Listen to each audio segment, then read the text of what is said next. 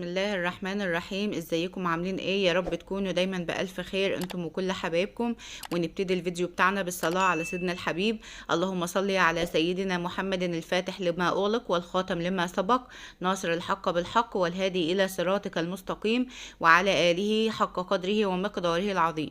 النهاردة ان شاء الله هنعمل بقى مع بعض بسكوت العيد بقى بالمرندة، حاجة كده وهم وخيال بجد. الطعم حاجة والله العظيم بجد روعة روعة روعة روعة.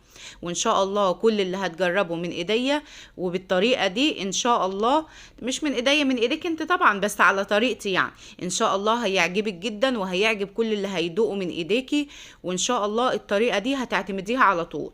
المقادير بتاعتي انا هعمل قد ايه بسكوت؟ هعمل 3 كيلو بسكوت. المقادير بتاعتي ايه بقى؟ جبت كيلو وربع سكر بودرة وكيلو سمنه. طبعا السمنه دي مخلطه، انت عندك سمنه مش بلدي، عندك سمنه مخلطه، عندك سمنه عاديه من اللي هي في العلب، مفيش اي مشكله، اللي موجود عندك اعملي بيه. حطيت الكيلو وربع سكر بودره على الكيلو السمن. طبعا انا كنت مسقعاها في التلاجة شويه، وبدات ان انا اضرب ايه بالهاند بلندر بتاعي او بالمضرب الكهربي، اللي موجود عندك اعملي بيه. ولو عايزه تعملي بايديكي كنا زمان بنعمل بايدينا، والله ما فيش اي مشكله. وحطيت 5 بيضات، 5 بيضات بس، ايوه 5 بيضات بس. وان شاء الله هيبقى جميل وزي العسل باذن الله. هتجربي الطريقه دي هتعجبك جدا جدا جدا. طبعا بفقش ال5 بيضات اهوت، وبعد كده ايه هضرب بالهاند بلندر بتاعي او بالمضرب بتاعي لحد ما يختفي خالص في الخليط اللي هو ايه، اللي هو السمن والسكر البودر. طبعا اللون بتاع السمنه والسكر ما كانش كده، هو كان يعني اغمق. طبعا انت هتفضلي تضربي فيه لحد ما يبقى اللون فاتح معاكي بالشكل دوت. وحطيت طبعا علشان زفارة البيت حطيت شوية فانيليا، تقريبا كده فانيليا ب5 جنيه، لان الفانيليا دي مركزة. انا كنت شاريه شويه الفانيليا دول ب10 جنيه، حطيت نصهم. طبعا لو انت كترت الفانيليا بيمرر الحاجه، فانت خدي بالك من المقادير بتاعتك علشان ان شاء الله تطلع معاكي مظبوطه جدا. بدات ان انا اضرب بالمضرب بتاعي لحد ما يختفي البيض خالص مع الخليط اللي هو السمن والسكر. وطبعا اللون كل مدى كل ما بيفتحها هو، انت اكيد ملاحظه طبعا كل مدى ما بيهيش معاكي، والبسكوت بتاعك بيبقى حلو جدا. هعمل ايه تاني دلوقتي؟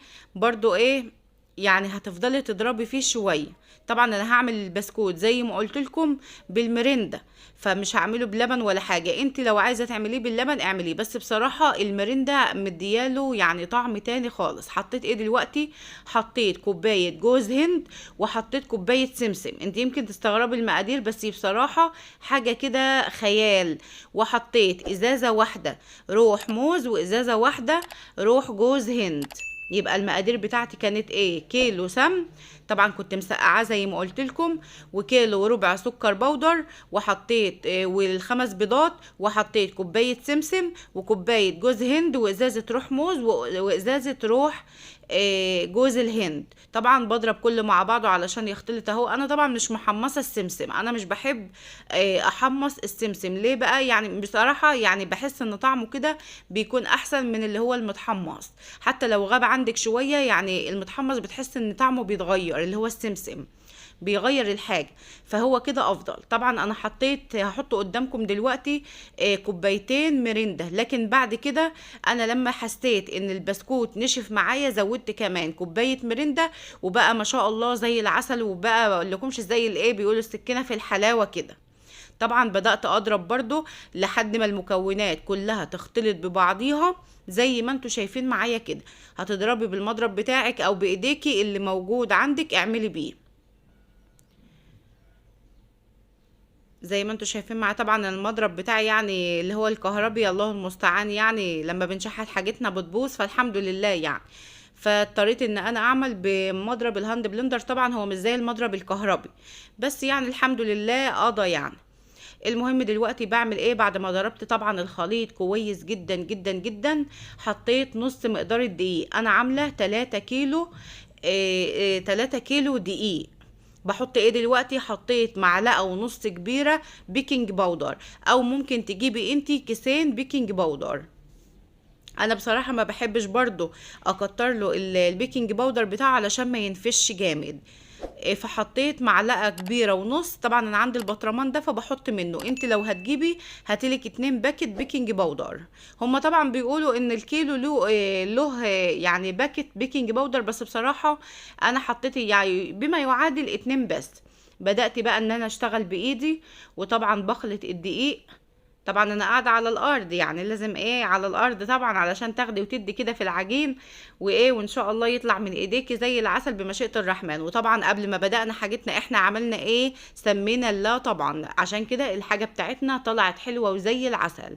سمينا الله قبل ما نبدأ اي حاجه.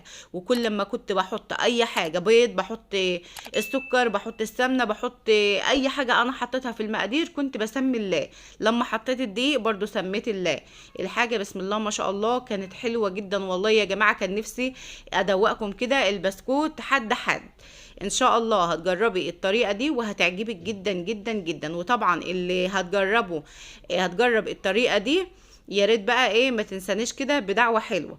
ويا ريت لو انت وصلت معايا لحد هنا ما تنسيش تحطي لي اللايك الجميل من ايدك الحلوه، وتعملي لي اشتراك في القناه، علشان ان شاء الله اي حاجه، اي فيديو انزله، اي حاجه جديده اعملها يجيلك اشعار بيها، وعشان عيلتنا تكبر ان شاء الله.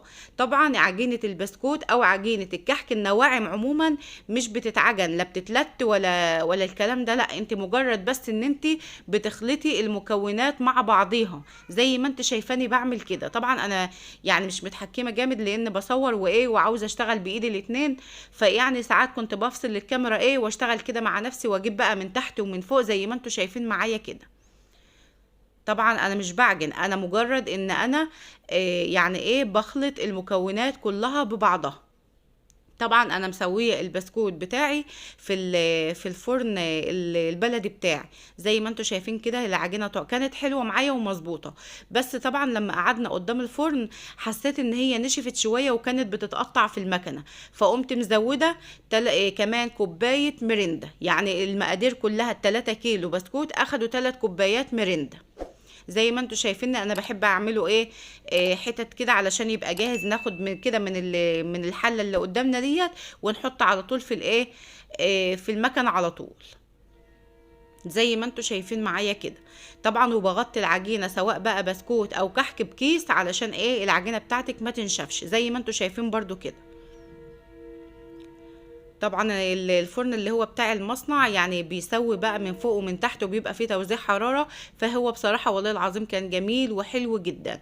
ان شاء الله هتجربي الطريقة دي وهيعجبك جدا جدا جدا. كانت الريحة بتاعته قلب المنطقة بتاعتي امبارح بسم الله ما شاء الله. طبعا انا عاملاه امبارح وقلت انزل لكم الفيديو النهاردة علشان انت لو عايزة تعملي كيلو ولا حاجة تعمليه مش ساعة زمن وهتكوني مخلصة ان شاء الله. طبعا المكنة دي اليدوية العادية بتاعتنا زي ما انتوا شايفين معايا كده ما شاء الله سلس في المكنه وزي الفل. طبعا لو لقيتي حته طالعه كده ولا كده بتدخليها عادي مفيش اي مشكله. ما شاء الله البسكوت والله العظيم يا جماعه هي مش مستاهله حلفان، بس بجد بتحسي ان انت مش بتاكلي بسكوت، انت بتاكلي بتفور بسم الله ما شاء الله. اللهم بارك بجد بجد اللهم بارك. البسكوت عسل يا رب. كل بقى اللي تجربه بالطريقه دي ما تنسانيش بقى بدعوه حلوه كده، ويا ريت بقى تعملي لي اللايك كده يعني نساعد بعضينا كده. طبعا اللي ما كانتش بتعجبني هي اتقلبت اهي، عدلتها ولا اتقطعت ولا اي حاجه، معنى كده ان العجينه بتاعتك مظبوطه وحلوه زي الفل.